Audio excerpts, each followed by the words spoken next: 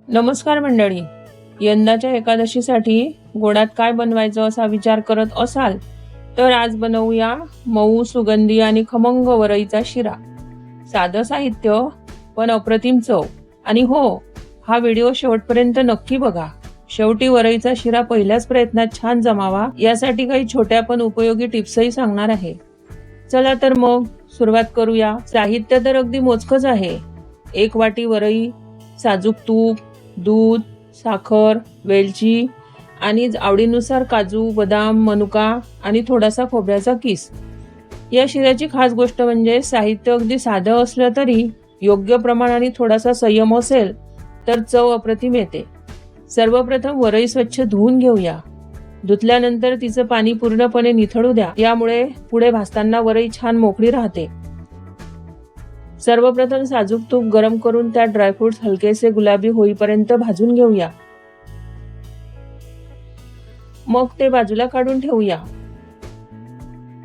आता शिऱ्यासाठी पुन्हा साजूक तूप गरम करूया. त्यामध्ये धुतलेली वरई घालूया. आणि आता सुरू होतो या शिऱ्यातला सगळ्यात महत्त्वाचा टप्पा, वरई भाजणं.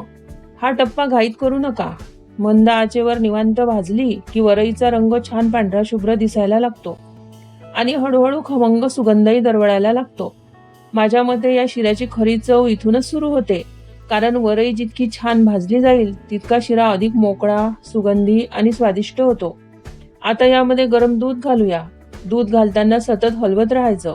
सुरुवातीला मिश्रण थोडं पातळ वाटेल, पण काही मिनिटात वरई फुलायला लागते आणि स्वयंपाकघरातला सुगंध घरभर पसरायला सुरुवात होते. तेव्हाच कळतं शिरा अगदी छान जमतोय.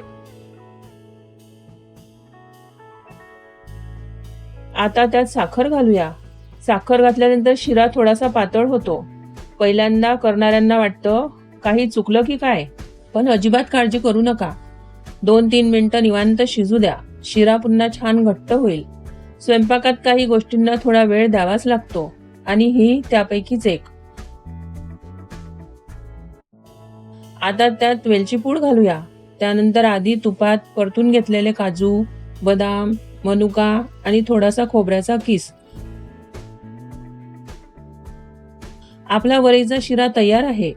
वरून अजून 1 चमचा साजूक तूप, एवढंच.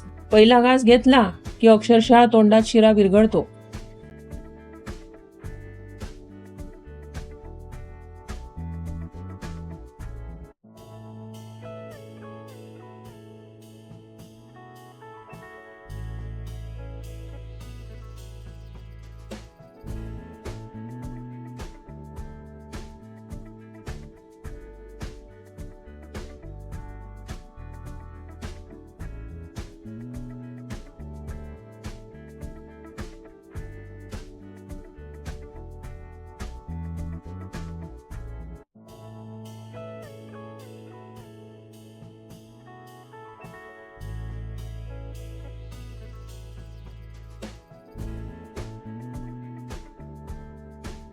आता शेवटी 4 छोट्या टिप्स सांगते. वरई नेहमी मंद आचेवरच भाजा. त्यामुळे तिचा सुगंध छान खुलतो आणि शिराही मोकळा होतो. दूध शक्यतो गरमच वापरा. त्यामुळे वरई पटकन फुलते आणि शिऱ्याचा पोतही छान येतो. साखर घातल्यानंतर शिरा थोडासा पातळ झाला तर अजिबात घाबरू नका. 2-3 मिनिटं निवांत शिजू द्या.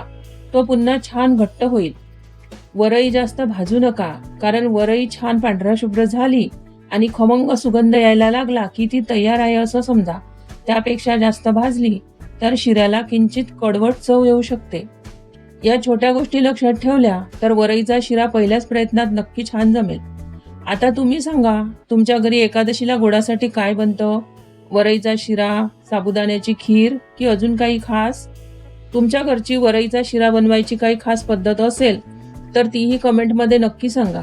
मलाही तुमच्या घरची पद्धत जाणून घ्यायला नक्की आवडेल. व्हिडिओ आवडला असेल तर लाईक करा, चॅनलला सबस्क्राईब करा आणि अशाच पारंपरिक घरगुती रेसिपींसाठी मनीयोग सोबत जुळून राहा. पुन्हा भेटू एका नवीन रेसिपी सोबत आणि पुन्हा काही सुंदर चवींसोबत. सर्वांना आषाढी एकादशीच्या मनःपूर्वक शुभेच्छा.